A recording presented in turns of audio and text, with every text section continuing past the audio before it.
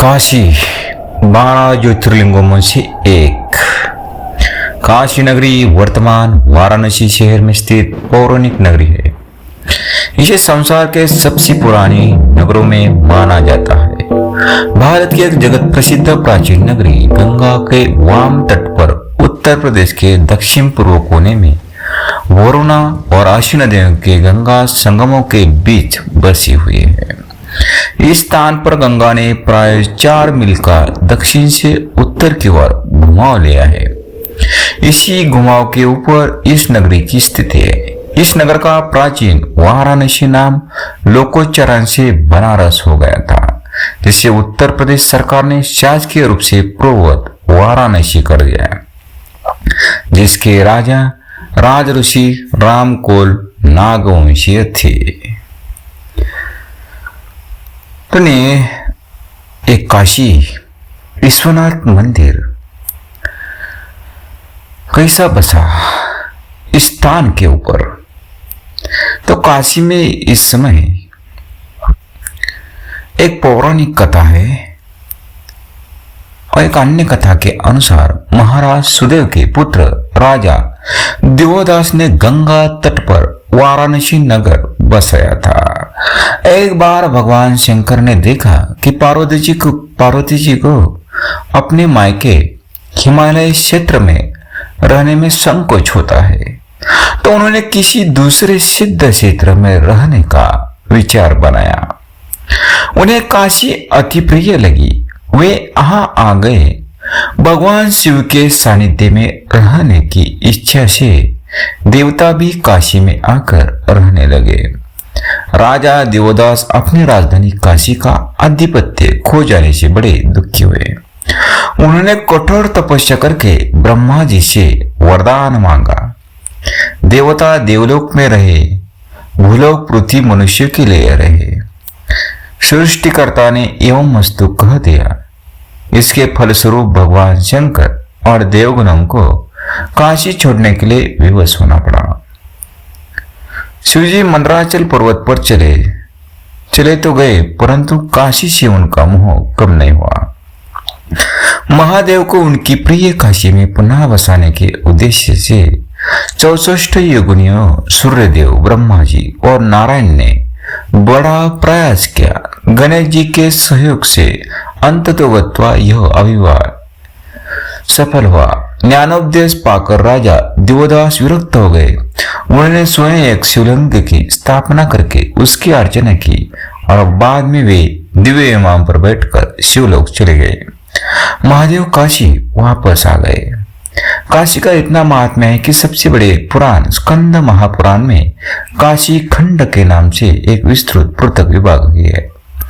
इस पुरी के 12 प्रसिद्ध नाम काशी, वाराणसी, अविमुक्त क्षेत्र, आनंद कानन, महाश्मशान, रुद्रावास, काशिका, तपस्तरी, मुक्तिभूमि, शिवपुरी, त्रिपुरा रिज नगरी और विश्वनाथ नगरी है। स्कंद पुराण काशी की महिमा का गुणगान करते हुए कहता है, मुहिष्टापि नयात्र भूस्त्री दिवतोप्यु चरद्धा स्थापिया या बुद्धा भूमि मुक्तिदाशुर मृतय श्यामृता जनतवा या नित्य त्रिजगत पवित्र टिनिति रेसुर्या सेवते सा काशी त्रिपुरा रिजा नगरी पाया जगत। जय भूतल पर होने पर भी पृथ्वी से संबंध नहीं है, जो जगत की सीमाओं से बंधी होने पर भी सभी का बंधन काटने वाली है, जो महात्रिलोक पावनी गंगा के तट पर सुशोभित तथा देवताओं से सुसेवित है। त्रिपुरारी भगवान विश्वनाथ की राजधानी व काशी संपूर्ण जगत की रक्षा करे। सनातन धर्म के ग्रंथ के अध्ययन से काशी का लोकोत्तर स्वरूप विदित होता है। कहा जाता है कि यह पूरी भगवान शंकर के त्रिशूल पर बसी है, अतः प्रलय होने पर भी इसका नाश नहीं होता है। वरुणा और आशी नामक नदियों के बीच 5 कोस में बसी होने के कारण इसे वाराणसी भी कहते हैं। काशी नाम का अर्थ यह भी है जहाँ ब्रह्म प्रकाशित हो। भगवान शिव काशी को कभी नहीं छूटते। जहाँ देह त्यागने पर मात्र से प्राणी मुक्त हो जाए, वह अविमुक्त क्षेत्र यही है। सनातन धर्मावलंबियों का दृढ़ विश्वास है काशी में देहावसन के समय भगवान शंकर मरणोन्मुख प्राणी को तारक मंत्र सुनाते हैं। इससे जीव को तत्वज्ञान भी हो जाता है। इसके सामने अपना ब्रह्म स्वरूप प्रकाशित हो जाता है। शास्त्रों का उद्घोष है। काशी में कहीं पर भी मृत्यु के समय भगवान विश्वेश्वर प्राणियों को दाहिने कान में तारक मंत्र का उपदेश देते हैं। तारक मंत्र सुनकर जीव भवबंधन से मुक्त हो जाता है। यह मान्यता है केवल काशी से ही सीधे मुक्ति देती है, जबकि अन्य तीर्थस्थान काशी की प्राप्ति करके मोक्ष प्रदान करते हैं। इस संदर्भ में काशी खंड में लिखा है, अन्यान्य मुक्ति क्षेत्र निकाशी प्राप्ति कराने छा काशी प्राप्ति विमुचितन नान्यता तीर्थ कोटि भी। ऐसा इसलिए है कि 5 कोश के संपूर्ण काशी ही विश्व के अधिपति भगवान विश्वनाथ का आधिभौतिक स्वरूप है। काशी खंड पूरी काशी की हो ज्योतिर्लिंग का स्वरूप माना जाता है।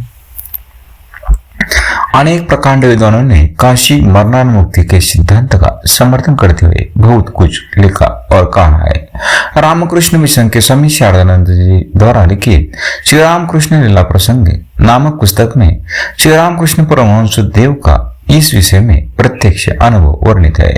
वह दृष्टांत बाबा विश्वनाथ द्वारा काशी में मृतक को तारक मंत्र प्रदान करने का सत्य उजागर करता है।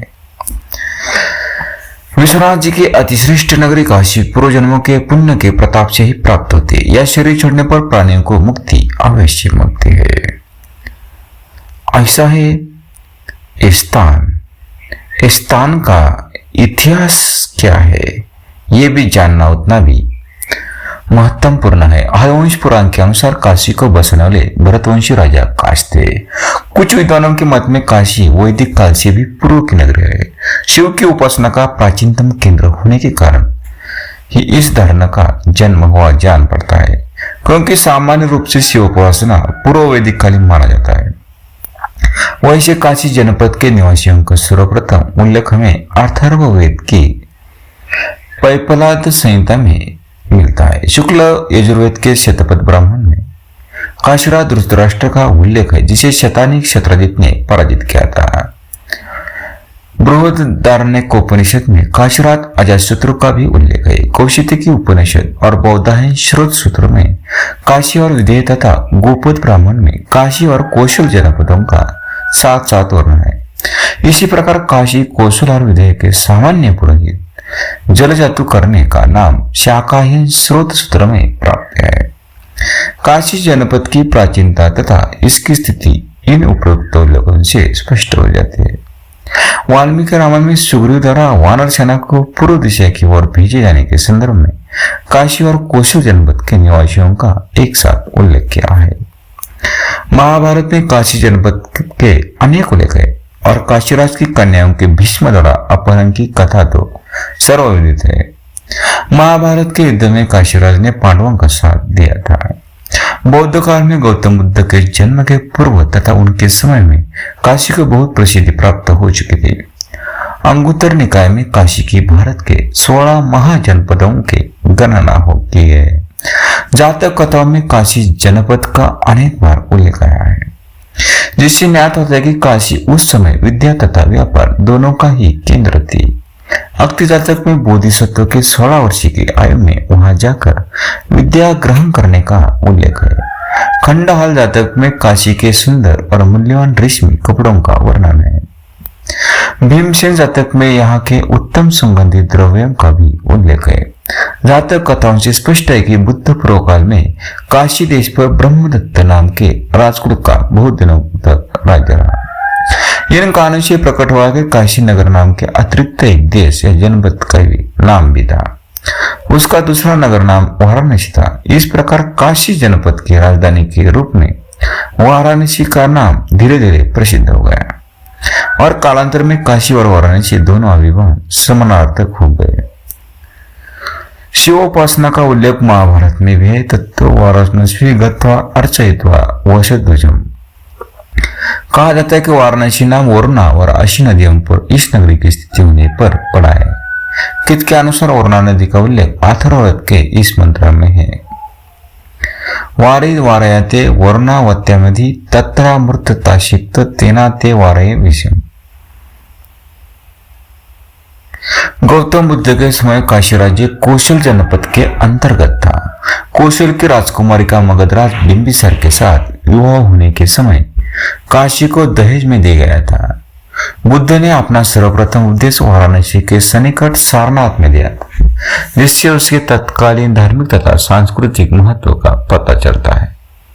बिंबिसार के पुत्र अजातशत्रु ने काशी को मगध राज्य का अभिन्न भाग बना लिया और तत्पश्चात मगध के उत्कर्ष काल में इसकी यह स्थिति बन रही। बौद्ध धर्म की अवनति तथा हिंदू धर्म की पुनर्जागरण काल में काशी का महत्व संस्कृत भाषा तथा हिंदू संस्कृति के केंद्र के रूप में निरंतर बढ़ता ही गया, जिसका प्रमाण उस काल में लिखे गए या पुनः संपादित पुराणों द्वारा प्राप्त होता है। स्कंद पुराण में तो स्वतंत्र रूप से काशी के महात्म्य पर काशीखंड नामक अध्याय लिखा गया है। पुराणों में काशी को मोक्षदायिनी पुरियों में स्थान दिया गया है। चीनी यात्री फायान 4वीं शती में और युआनचांग अपनी यात्रा के दौरान काशी आए थे। युआनचांग ने 7वीं शताब्दी के पूर्वार्ध में या लगभग 30 बौद्ध विहार, 100 हिंदू मंदिर देखे थे। 9वीं शताब्दी में जगतगुरु शंकराचार्य ने अपने विद्या प्रचार से काशी को भारतीय संस्कृति तथा नवोदित आर्य धर्म का सर्वाधिक महत्वपूर्ण केंद्र बना दिया। काशी की सांस्कृतिक परंपरा आज तक अविच्छिन्न रूप से चली आ रही है। भारतीय इतिहास के मध्य युग में मुसलमानों का आक्रमण के पश्चात उस समय के अन्य सांस्कृतिक केंद्रों की भांति काशी को भी दुर्दिन देखना पड़ा। 1993 में मोहम्मद घोरी ने कनौज की जीत लिया, जिससे काशी का प्रदेश भी, जो इस समय कनौज के राठौड़ राजाओं के अधीन था, मुसलमानों के अधिकार में आ गया। दिल्ली में सुल्तानों का आधिपत्य काल में भारत की प्राचीन सांस्कृतिक परंपराओं को काशी की ही अंक में शरण मिली। कबीर और रामानंद के धार्मिक और लोकमानस के प्रेरक विचारों ने उसे जीता जागता रखने पे पर्याप्त सहायता दी। मुगल सम्राट अकबर ने हिंदू धर्म की प्राचीन परंपराओं के प्रति जो उदारता और अनुराग दिखाया, उसकी प्रेरणा पाकर भारतीय संस्कृति की धारा जो बीच काल में कुछ क्षीण हो चली थी, पुनः वेगवती हो गई और उसने तुलसीदास, मधुसूदन सरस्वती और पंडित राज जगन्नाथ जैसे महाकवियों और पंडितों को जन्म दिया। यह काशी पुनः अपने प्राचीन की अधिकारिणी बन गई, किंतु शीघ्र ही इतिहास के अनेक उलटफेरों के देखने वाली इस नगरी को औरंगजेब के धर्मांध का शिकार बनना पड़ा। इससे हिंदू धर्म के अन्य पवित्र स्थानों की भांति काशी के भी प्राचीन मंदिर को विध्वंस्त कर दिया। मूल विश्वनाथ के मंदिर को तोड़कर उसके स्थान पर एक बड़ी मस्जिद बनाई, जो आज भी वर्तमान में मुगल साम्राज्य की अवनति होने पर अवध के नवाब सफदरजंग के काशी पर अधिकार कर लिया, किंतु उसके पुत्र ने उसे ईस्ट इंडिया कंपनी को दे डाला। वर्तमान काशी नरेश के पूर्वज बलवंत सिंह ने अवध के नवाब से अपना संबंध विच्छेद कर लिया था। इस प्रकार काशी की रियासत का जन्म हुआ। चेतसन जिन्होंने वाराणसी से लोहा लिया था, इन्हीं के पुत्र थे। स्वतंत्रता मिलने के पश्चात काशी की रियासत भारत राज्य का अविच्छिन्न अंग बन गई। काशी में इस समय लगभग 1500 मंदिर है, जिनमें से बहुतों की परंपरा इतिहास के विविध कानों से जुड़े हुए। इनमें विश्वनाथ संकटमोचन और दुर्गा के मंदिर भारत में प्रसिद्ध है। विश्वनाथ के मूल मंदिर की परंपरा अतीत के इतिहास के अज्ञात युगों तक चली गई है।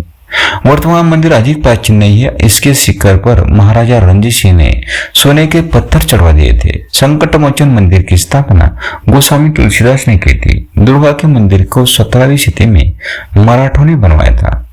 घाटों के तट पर भी अनेक मंदिर बने हुए हैं। इनसे सबसे प्राचीन गढ़ वालों को बनवाया राजघाट का आदिकेशव मंदिर है। प्रसिद्ध घाटों में दशाश्वमेध, मणिकर्णिका, हरिश्चंद्र, तुलसी घाट की गिनती की जा सकती है। दशाश्वमेध घाट पर ही जयपुर नरेश जयसिंह द्वितीय का बनवाया हुआ मान मंदिर या वेदशाला है। दशाश्वमेध घाट 3री सदी के भारतशिव नागों के पराक्रम का स्मारक है। उन्होंने जब जब अपने शत्रुओं को पराजित किया, तब तब यही अपने यज्ञ का अवभृत स्नान किया। इस प्रकार के 10 विजय यज्ञ से संबंधित काशी का यह घाट दशाश्वमेध नाम से विख्यात हुआ। नवीन मंदिरों में भारत माता का मंदिर तथा तुलसीदास मंदिर प्रसिद्ध है। आधुनिक शिक्षा के केंद्र काशी विश्वविद्यालय की स्थापना महामना मदन मोहन मालवीय ने 1916 में की। वैसे प्राचीन परंपरा की संस्कृत पाठशाला है तो यहाँ सैकड़ों है जो संपूर्णानंद संस्कृत विश्वविद्यालय काशी से संबंध है। इसके अतिरिक्त यहाँ काशी विद्यापीठ नामक विश्वविद्यालय भी जिसमें व्यवहारिक समाजशास्त्र की शिक्षा की भी व्यवस्था है। भारत की सांस्कृतिक राजधानी होने का गौरव इस प्राचीन नगरी को आज भी प्राप्त है। दूसरे शब्दों में यह भी कहा जा सकता है कि काशी ने भारत की सांस्कृतिक एकता का निर्माण तथा संरक्षण में भारी योगदान दिया है। भारतीय हिंदू आदि साहित्यकारों तथा नगरी प्राचार्य सभा जैसी संस्थाओं का जन्म देकर काशी ने आधुनिक हिंदी साहित्य को समृद्ध बनाया। ऐसा है काशी विश्वनाथ मंदिर और काशीनाथ विश्वनाथ मंदिर का इतिहास पौराणिक कथा भी है। सब एक कथा और यहाँ के मंदिर है विश्वनाथ मंदिर, अन्नपूर्णा मंदिर, काल भैरव मंदिर, तुलसी मानस मंदिर, संकट मोचन मंदिर, दुर्गा कुंड, भारत माता मंदिर आणि रघुनाथ दास मंदिर। काशी के घाट है अस्सी संगम घाट, दशाश्वमेध घाट, मणिकर्णिका घाट, पंचगंगा घाट, वरुणा संगम घाट, तुलसी घाट, शिवाला घाट, दंडी घाट, हनुमान घाट, हरिश्चंद्र घाट, राजघाट, केदार घाट, सोमेश्वर घाट, मानसोर घाट, रानामल घाट, मुंशी घाट, आलियाबाई घाट, मान मंदिर घाट, त्रिपुर भैरवी घाट, मीर घाट, दत्तात्रेय घाट, शिंदे घाट, ग्वालियर घाट, पंचगंगा घाट और प्रहलाद घाट। ऐसा है ये काशी विश्वनाथ मंदिर सबसे पुराना ये मंदिर और शिव ये स्थान से इतने मोहित हो गए थे, लेकिन जो राजन थे इस स्थान से उन्होंने बहुत बड़ी तपस्या की। ब्रह्मा जी कहा ये पृथ्वी लोक तो मनुष्य के लिए बनी है तो देवलोक क्यों इधर रहे है। तो इसलिए ब्रह्मा ने शिव जी से कहा आप शिवलोक चले जाइए और तब से यहाँ शिवलिंग के रूप में भगवान शिव और पार्वती माता यहाँ में हमेशा के लिए स्थापित हुई। लेकिन इतिहास भी बहुत रोमांचकारी है।